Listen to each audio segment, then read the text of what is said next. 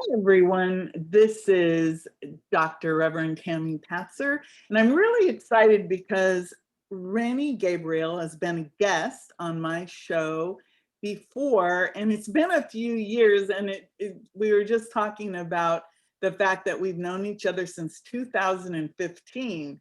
So, boy, does time fly. So I just want to introduce him to you. Again, this is Expert Profiles, Conversations with Influencers and Innovators.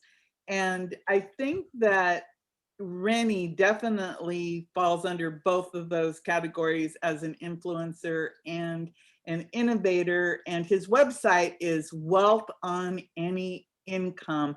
I remember, Rennie, our conversation because you opened my eyes then, and I'm sure that you're going to open many eyes today with our conversation. But first, let me just tell everybody a little bit about you.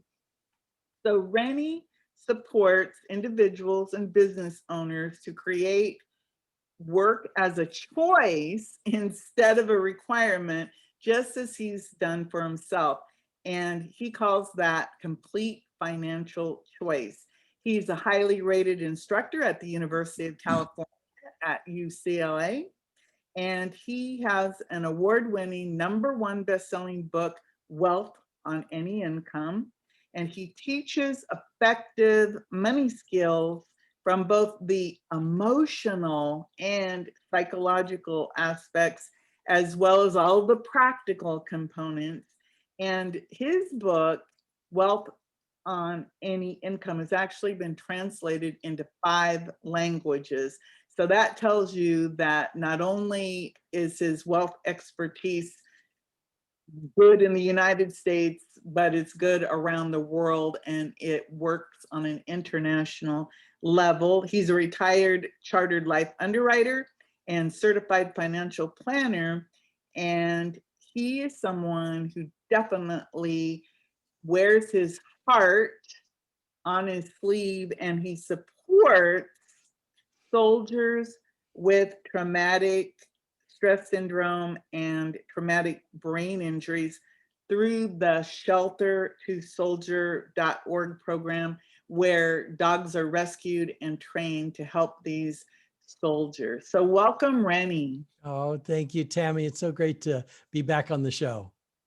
Yeah, it's been a while, but one thing is certain, the need for financial education never changes or gets old, because no matter how much you learn, there's always more, and you have to be constantly reminded, because like I read in your bio, there's that emotional aspect of it as well as the practical.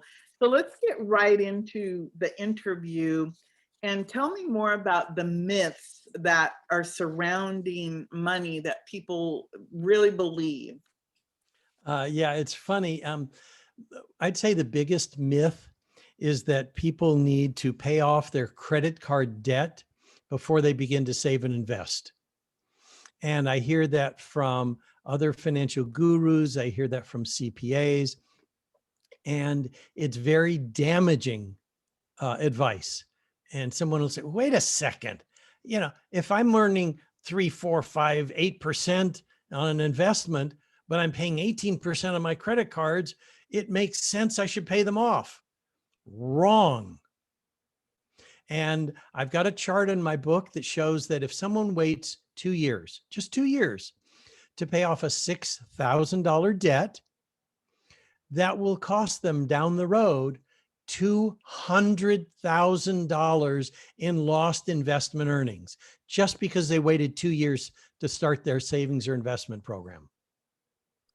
That's a pretty big myth to believe in. And you're right. These accountants and CPAs, I think they're good with numbers, and or filling out tax forms. Yeah. they are not consultants or experts in money, because I've seen a lot of that advice, or people, giving advice that really don't have any business giving that. So that is a really important myth to overcome. So if I were wanting to figure this out, what is the difference between good debt and bad debt? That's an important question. Thank you. Good debt. No, I'll start with the bad debt because I want to get rid of that. The bad debt is consumer debt. It's like charging a meal on your credit card and carrying a balance. It's anything you would consume that you've put on a credit card and having to pay it off over time is bad debt. Good debt, on the other hand, is the kind that helps you grow financially. And wealthy people use good debt to become more wealthy. As an example, well, I realized I can combine two things here. I spoke about not paying off credit cards first. And when I was age 50 and broke after 2 divorces and a business failure and starting over, I had credit card debt.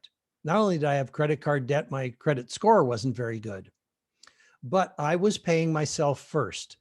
I was setting aside $500 a month, and in 3 years, I'd saved up $18,000 and had the opportunity to buy a 3-unit piece of real estate with my wife and a realtor.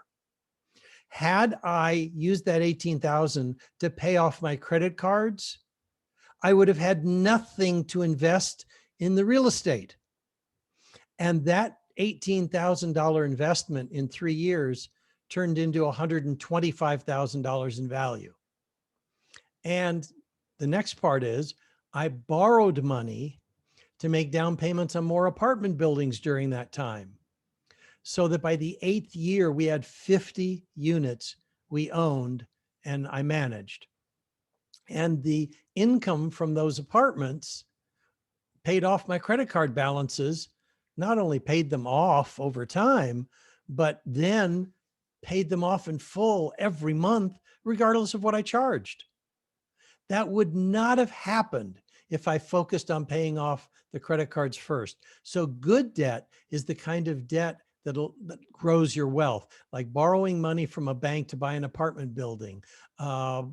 Maybe, it's a little risky, but borrowing money from a stock brokerage to buy stocks on margin, financing equipment that you loaned to your own corporation. That's good debt. That's interesting because, again, there are a lot of gurus out there who are talking about you should have no debt at all, and that's not very realistic in today's world. And I'm listening to you talk about the credit card debt because I bet you now, because we're just coming out of a year and a half of this COVID, there's a lot of people with a lot of credit card debt because they've used it to live on when they weren't able to work or do other things. So, do you have any advice about how do you get the good debt, like you talked about being able to get the money to get that first, you saved up that $18,000, and so did you leverage that apartment building that you bought in order to get the additional money? How did that all kind of come about, since you didn't pay off the credit cards, but you saved, and I imagine you paid at least your minimum balance. Yes, that's all I did. But how did you, I guess, leverage that investment in real estate to end up being 8 years later that you had what was that, 50 units? Yes, 50. It was really kind of simple. We bought properties that had deferred maintenance and were mismanaged. I didn't have the money to hire people to do the work, so I personally did the work.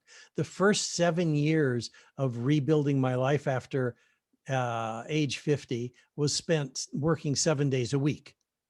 And so, but that set me up for the rest of my life. And yes, I did leverage it. When we increased the value of that 3-unit building by fixing it up, by re-renting it, increasing the rents, we were able to borrow back money through a refinance.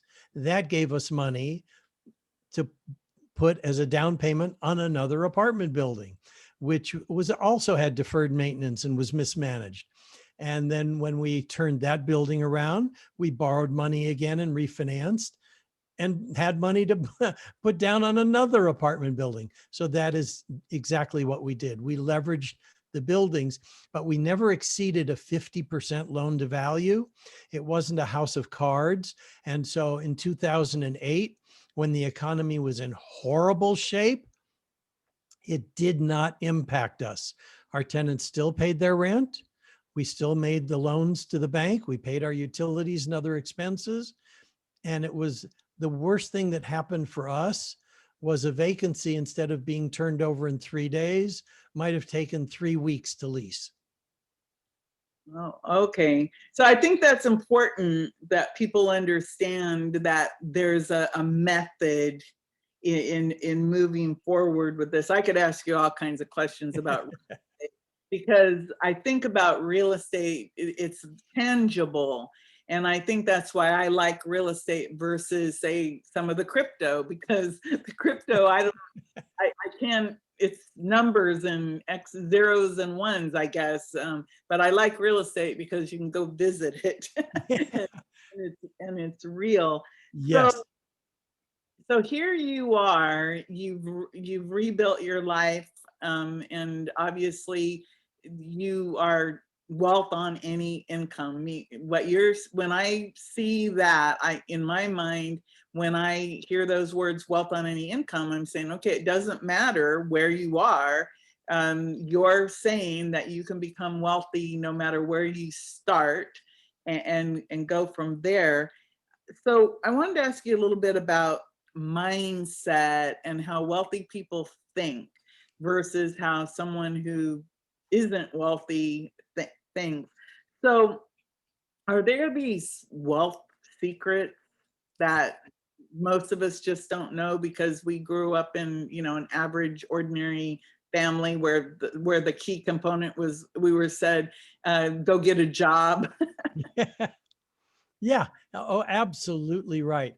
And it's funny. I was very fortunate in terms that my mom said, when I was 8 years of age, and when you're young, your parents will tell you something and you just believe it because your mind can't filter out things. You don't have the critical thinking skills, at ages 5, 6, 7, and 8. And what she said to me was, buy rental real estate because the tenants will pay for it for you. And I thought, oh, that's great. I didn't get to put that into practice well, I failed high school math, so I'm trying to subtract 8 from 50. 42. So I didn't get to put it into practice for about 42 years, but I carried that message with me. And wealthy people absolutely do have different attitudes. As an example, I spoke about pay yourself first. So Tammy, I'm going to put you on the spot a little bit. Have you heard of the expression before, pay yourself first? Yes, I've heard it. Okay, great. And that is the response most people have when they hear something familiar. I've heard that before, or I know that, or that's not new to me. Ordinary people will make a statement when they hear familiar information, but a wealthy person doesn't do that. A wealthy person asks questions when they hear familiar information. As an example, there are some things that we were taught when we were in elementary school. If we're writing a paper and you're answering certain questions like how, where, when, who, what, not why, forget why. But a wealthy person asks questions like, who could support me with that? How do I pay myself first? Where would I put the money? When will I begin? And that creates the results. A statement takes someone nowhere.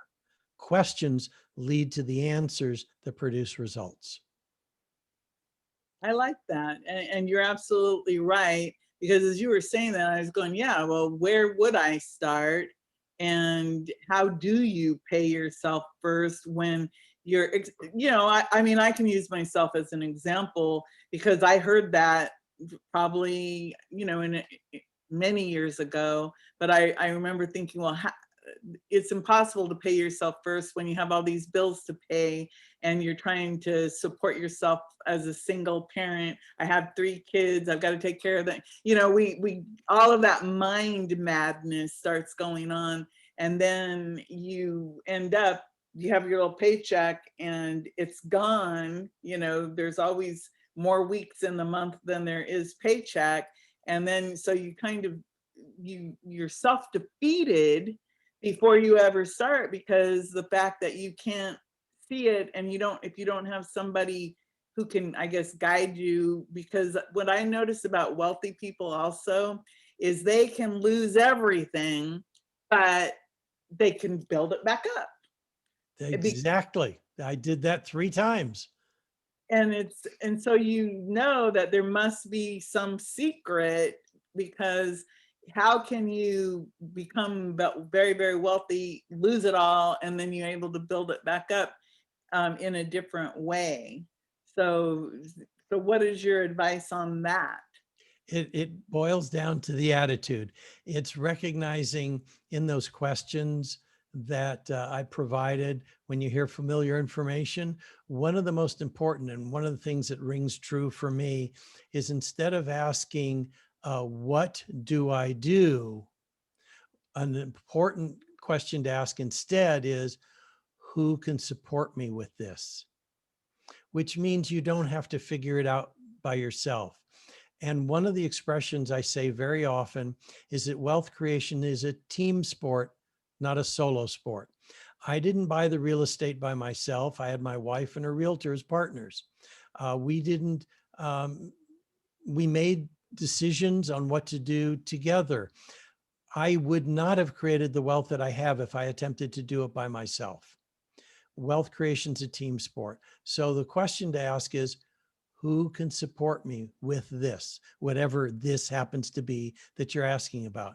As an example, a single parent, you're raising 3 kids, you get your paycheck. The question would be, who can show me the best way to pay myself first and still support my children? So I can see that, because sometimes when you're in a situation like that, you aren't asking that question at all, Right. because you can't even imagine that there is anyone out there who could help you. And especially, again, it goes back to wealth on any income, that if you don't ask those questions, then you don't seek out somebody who could help you, no matter what your income, because sometimes our self-esteem is involved, and Exactly. afraid to ask somebody who probably could point us in the right direction. You know So what? Let me amplify that. And the reason for it is, I first started paying myself first when I was around 30, after reading the book, The Richest Man in Babylon. And I wasn't seeking the advice of anyone else. I'm in the financial services industry. I figured that I know plenty. I've just read The Richest Man in Babylon, and I'm setting aside $300 a month. I was earning $3,000 a month. And in 10 months, I'd saved up $3,000. I just was so thrilled with myself, until the IRS said I owed $3,000 in income taxes. And I was so deflated, having to give up that money I finally saved up after 10 months to the Internal Revenue Service, that I stopped paying myself first for another 8 years until I reread the book. Now, had I been talking to someone else, instead of just doing this by myself, someone else could have said to me, well, Rennie, if you hadn't saved up that money, you'd have had to borrow it to pay the IRS, and you'd have paid interest. Keep paying yourself first, but instead of 300 a month, why don't you make it 400 a month? But I wasn't talking to anyone else who could give me good advice. And therefore, I wasted another 8 years before I started doing it again. wow. So what the tip I'm getting here is, it takes a team. It's not Yes. just you, and you have to let go of the ego also. If you're ashamed of being in a financial situation, you need to let go of that ego part to ask for help, because Exactly. that would be key too. So I, since the wealthy people, again, they think differently, how do they track their money and wealth? That's so great. These are such great questions because I remember seeing a journal from the 1850s when John D. Rockefeller was 11 years of age. And at age 11, he was tracking every penny that came into his life and where it got spent. And when he was a billionaire, one of the wealthiest men on the planet, he was still tracking his money. So you got to figure, well, wait a second. If the wealthiest people on the planet track their money, maybe it would work for ordinary people also. And so there's so many ways to track it. There are apps you can have on your phone. There's paper forms. I used a little spending register I created, and I also measure the level of pleasure based on where I spent my money. In other words, did I enjoy spending money in this area? Because if I didn't, I want to spend less of it there. And if I enjoyed it, maybe I should spend more of it there. And unless you're tracking it and measuring, you have no information to make changes. That goes along with you can't you can't make decisions on things that you can't measure, Yep. because you can measure it, then of course you can see what's going on. Uh, So a tracker of some sort. And now with technology, there's that you have apps, and then back in the old days, I guess that was what, like, I think my mom had sometimes like a budget register Yeah. where money, all the money, and then I think she even did the envelope system Mm-hmm. where so much money went in, and then I guess this was the party money or something. I remember once going on a vacation with the money saved up in a coin jar. Yeah. Yeah. I mean, the envelope system, that concept works. You set aside the money for the rent or the utilities or the groceries or the vacation. And then when you want to go on vacation, you take that envelope and you've got the money. Yeah, that makes a lot of sense. So again, wealthy people think differently. They have team members to help them. Where do wealthy people invest? What makes them so different than the average person who may or may not have investments other than maybe a 401k? Another great question. Wealthy people are not limited to what most people think is available, which are stocks, bonds, or mutual funds. There's a whole host of other investments that are available, not only to wealthy people, but to ordinary people as well. I mean, I wasn't wealthy when I started investing in real estate, multi-unit residential properties. Some people might start with single family houses. Someone else might start with an office condominium, not just a residential condominium, but buying the space that they rent to an office. Or maybe they occupy the office that they purchased, or an office building, or an office park, or oil and gas investments, or board and care facilities, or self-storage facilities, or equipment that they use in their business. Gosh, it's just, there are so many things that wealthy people have the opportunity to invest in. Some of them require that they are what's called accredited, meaning you have to have a certain net worth before you can do it. But a real estate investment trust at $10 a share doesn't require someone to be an accredited investor. There's peer-to-peer lending, where instead of putting the money in the bank at 2 or 3%, you use a platform where other people borrow the money through the platform that you invested, and you could be earning 6, 8, 10, 12%. These are the kinds of things that wealthy people can do besides stocks, bonds, or mutual funds.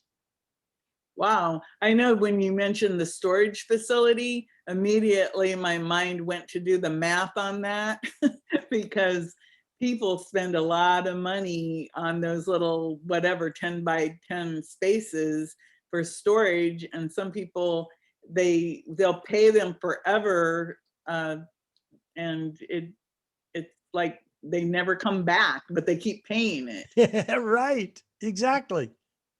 That could be a very lucrative way in terms of profit per square foot in a building. I know my dad was very interested in storage facilities, but I don't think he ever ended up investing in anything. But he was always like studying all these different things as he got older, and I could see that he had a great understanding of different ways to invest and everything. So if somebody is, again, I keep going back to that wealth on any income Yeah. con um, so all of us, I guess we have different value systems, and we also have different risk tolerances. I know that, for example, I put a little tiny bit of money in cryptocurrency to see, and oh my God, it's so stressful because it's up and down and all around, and I'm thinking, oh my goodness, that's too much stress. When again, I like real estate. To me seems a lot less stressful because you can see it, and you know, historically real estate has gone up. So but we have our values and that risk tolerance, but tell me a little bit about our values and how that ties in with our investment goals. I think that's a fabulous question, and I'm going to come at it from a little different angle. Okay. And I'm going to use a quote from Warren Buffett. And the reason I'm going to give you this quote is because a lot of people have a fear of creating wealth, like somehow that's going to corrupt them. They might feel, I'm a very good person now, but if I get wealthy, I'll probably be stingy. I won't contribute to charitable causes that are important to me now. And that's just not the way it works. And Warren Buffett has a quote that just nails it. He says, of the uh, billionaires I have known, money just brings out the basic traits in them. If they were jerks before they had money, they were simply jerks with $1 billion. And what that goes to tell you is a good person who becomes wealthy is still going to be a good person. If they were corrupt when they started, they'll be corrupt when they become wealthy. And so that fear for a lot of people prevents them from doing the things that enhance their life and enhances the lives of other people. As an example, like you mentioned, I donate 100% of the profits from the work I do supporting other people to handle money powerfully. I donate to the charity sheltertosoldier.org. They rescue dogs from environments where they could be euthanized, and they become service animals for soldiers that might have otherwise committed suicide. This charity is saving 2 lives at a time, and it's my honor to be one of their major donors.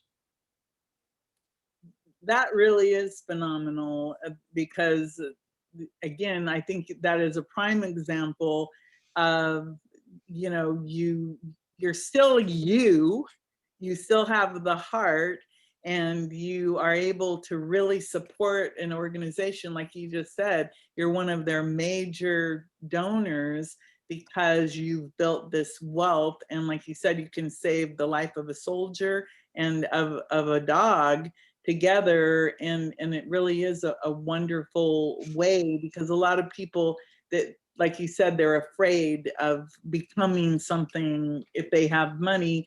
But the way that I see it is, you can't really donate if you don't have anything to donate, other Yeah. than you can give your time away, but in terms, sometimes time isn't what they need. Sometimes they need the money to, for example, they have to be able to provide for those dogs, train those dogs, and do all that work, so that the soldier and the dog can become a team. It goes back to your team concept. It's funny because I also had a question. I mentioned budgets earlier, Yes. and do tell me what your feelings are about budgets and if they really work or not for achieving wealth. Um, that's such a great question because I hate the word budget. What are the first three letters of the word diet? Die. Yeah, and not very enrolling. And people look at budgets the same way. It's about lack and restriction and deprivation and sacrifice. I'm sorry, that's not really very enrolling. And so, what I like to have people work on instead is a spending plan. Let's talk about spending money in alignment with the goals that you want to create. And let's measure the level of pleasure you're getting based on where you're spending your money. So I don't like budgets, but spending plans will definitely move you in the direction of creating the level of wealth or financial security or abundance that someone wants to create. Well, I certainly like the term spending plan. It's not limiting, like you said. Like budget, it's like, oh, I've got to stay within this little guideline. A Mhm. spending makes it sound like, well, here's a plan on how I'm going to spend my money. And then I imagine that encompasses how you're going to save money along the way too as you spend it. And Exactly. makes a lot of sense. So you have the book and the website. So tell me a little bit more about your book and wealthonanyincome.com, and how do you actually end up working with people? I'm really curious about that. Yeah, I'm currently in a transition where I'm laying off the working one-on-one with people to team members. So I'm not personally working with anyone. I have one coaching client at this point in time. And when our contract is completed, I will have none personally. But my team members who've been trained in my work, who came into my program, are now supporting new people. The website has all sorts of free information. As an example, if they go to wealthonanyIncome.com/TEDx, they'll see a video on how we were programmed to be poor. And they have the opportunity to get the cure, which is a 27-page roadmap to complete financial choice. So they can go to the website and have free tools. They can speak to one of my team members to see if they'd like support.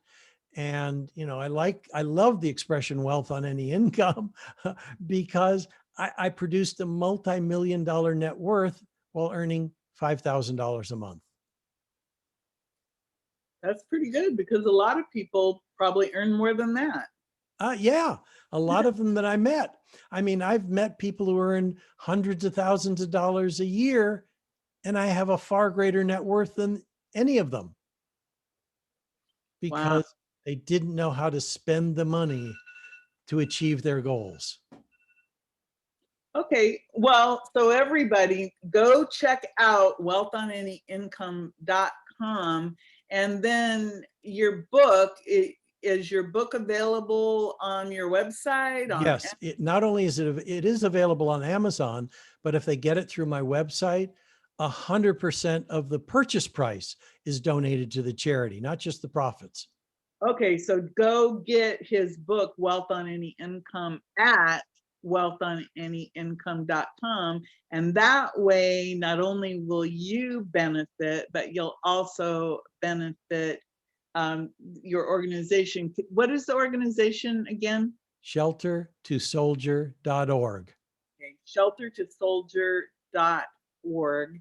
And I mean, who doesn't want to honor our soldiers? And of course, everybody loves dogs. So Yep. you everything like that. Before I let you go, I wanted to ask you, maybe two more questions. Okay. One, I've got another 4 minutes, so go for it. 4 minutes. So how does somebody know they're spending their money in the right place? By tracking it and measuring the level of pleasure they get from it. They need to know what the right place is, and then they measure and track.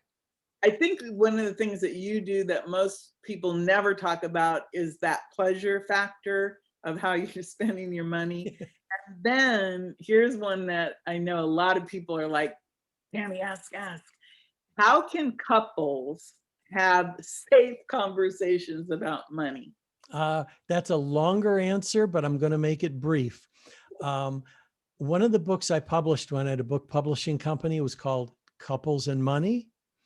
And there are questions. If someone just asks for that, they send me an email, say, please let me have the questions couples should ask. Uh, each person in the relationship answers the questions separately to find out how their mother spent money, how their father spent money, did they think they were rich or poor, questions like that. And when the couple comes together, they share their answers, and now they have an understanding of where each other came from in the process of handling money from their family. And that begins the opportunity to have safe conversations around money. When I know what your environment was like, and you know what my environment was like, we can stop arguing and controlling, and we can start rowing in the same direction.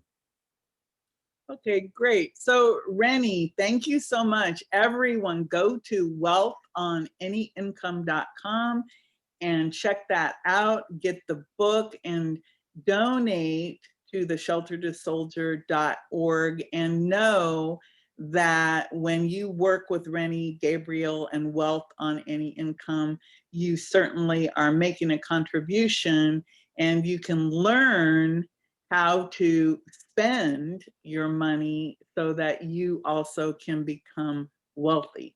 So thank you so much, Rennie. It was great talking with you again. Thank you, Tammy. Thank you so much for the opportunity. Everyone, this is Tammy Patzer. Go make it a beautiful day.